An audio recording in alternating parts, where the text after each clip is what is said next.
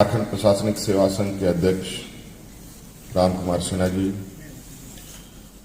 उपस्थित यहाँ सभी गण्यमान्य अतिथिगण और यहाँ उपस्थित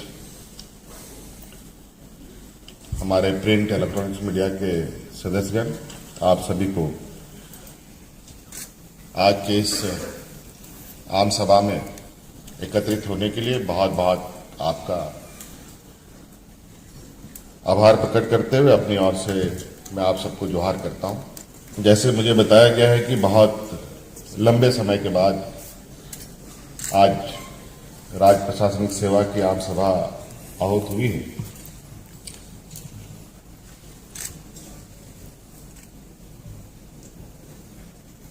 जब से हमने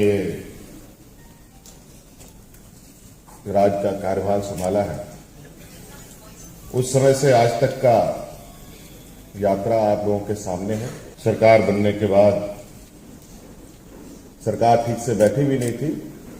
कोरोना जैसा महामारी हमारे सामने एक चुनौती बनकर आया। लगभग 2 साल काफी उथल पुथल का वर्ष रहा है और आज वक्त मिलते आज आप लोग भी एकत्रित हैं, हम भी आप लोगों के समक्ष हैं। और सिन्हा जी ने कई सारी बातें और कई सारी मांगे आप लोगों की तरफ से रखी।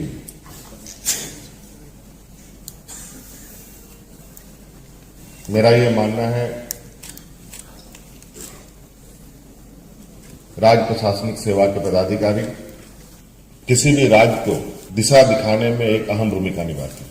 और आप जिस स्तर पे काम करते हैं, जहां आपको पूरा राज्य का आंतरिक हालात, यहां के हर समस्या, हर चीजों से आप वाकिफ होते हैं और आपका अनुभव कहीं ना कहीं बहुत महत्वपूर्ण साबित होता है राज्य को दिशा दिखाने में। इसलिए मैं मानता हूं कि राज्य प्रशासनिक सेवा लोग जितने भी पदाधिकारी राज्य में हैं, उनका सही मार्ग, उनका सही कार्यशैली से राज्य को एक मजबूत सहयोगी के रूप में आप पहचाने जा सकते हैं और राज्य को एक मजबूती के साथ आगे बढ़ने का भी हौसला मिलता है। हमने या सरकार, कोई भी सरकार कुछ भी काम करती है, कोई भी योजना प्रोग्राम संचालित करती है, उन सब चीजों को धरातल पर उतारना, वो तक पहुंचाना, इसका माध्यम आप ही लोग होते हैं। ये पदाधिकारी, आईएएस, आईपीएस जितने हमारे अधिकारी हैं, उनकी एक अलग कार्यशैली है, उनकी एक अलग व्यवस्था है। लेकिन मैं इस बात को बिल्कुल मानता हूं, जब तक आप लोग हमारे उन वरीय पदाधिकारियों के सहयोगी के रूप में ना खड़े हों, तो वो भी एक कदम ना चल सके। इस संदर्भ में आपको स्मरण होगा कि सरकार बनने के बाद हमने एक प्रशासनिक सुधार के लिए एक आयोग का भी गठन किया था। उस आयोग की, जिसमें हम लोगों ने देवाशीष मुखर्जी, क्या नाम था, देवाशीष गुप्ता जी को बनाया था, उनका रिपोर्ट भी सबमिट हो चुका है। बार जब याद आया तो इस बात को हमने सामने रखा, अपने पदाधिकारियों के सामने रखा, लेकिन संयोग बन नहीं पाया कि उस पर हम लोग उसके निचोड़ क्या हुए, उस पर हमें आगे क्या काम करना चाहिए, उस पर आगे कैसे बढ़ना चाहिए, इस पर अभी हम लोग नहीं पहुंच पाए। हालांकि इस विषय पर हमने कहा भी है कि उस रिपोर्ट की एक अध्ययन आवश्यक है, ताकि प्रशासनिक व्यवस्था में क्या मूलभूत सुधार करने की आवश्यकता है, सुधार की दिशा में आगे बढ़ा जाए।